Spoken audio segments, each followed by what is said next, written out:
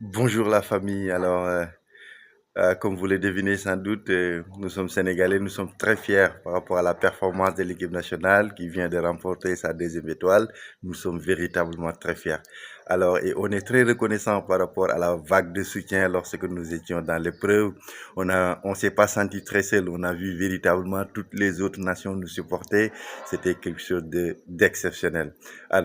Juste une petite vidéo pour peut-être apaiser un peu si cela peut se faire. Je voudrais pas que l'on jette le discrédit quand même sur tout ce qu'il y a eu de bon lors de la CAN. Je pense que quand même le Maroc a réussi à avoir de belles infrastructures qui honorent le continent et je pense que quand même dans l'organisation, il y a eu beaucoup de bonnes choses.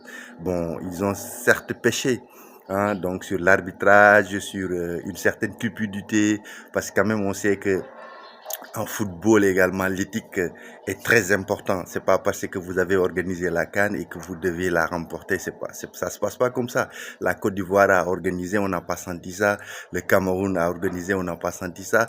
Donc, je pense que cet excès de vouloir coûte que coûte remporter la CAN chez eux, je pense que ça leur a conduit à faire un certain nombre de choses qui n'honorent pas l'Afrique, qui ne les honorent pas.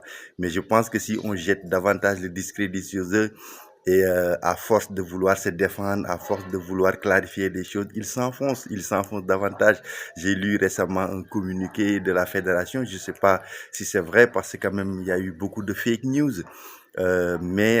véritablement qui dit que la fédération marocaine va porter plainte contre la CAF et tout ça. Je pense ils sont en train de s'enfoncer. À écouter Redragui qui tire sur Pape Thiaw, ben écoutez, Pape Thiaw, il a pris ses responsabilités. C'est dommage parce que Pape Thiaw, il a pris ses responsabilités face à la situation. Et je pense que lui, il aurait pu en faire de même. La footballistique, elle est extrêmement importante et je pense que le Maroc doit s'améliorer à ce niveau-là.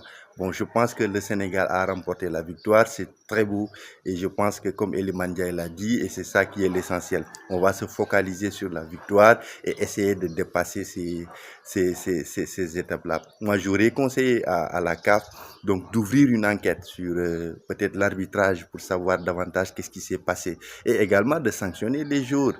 Donc les joueurs qui ont pris les serviettes et tout ça en connivence avec les ramasseurs de balles, ça c'est inacceptable. Donc je pense que la CAF a également beaucoup de défis à relever à ce niveau-là et je pense que se focaliser sur un comportement de Pape Thiaw, mais écoutez, Pape Thiaw, il a été magnifique, il a été génial, on ne peut pas quand même lui reprocher le fait de prendre ses responsabilités et d'appeler ses jours.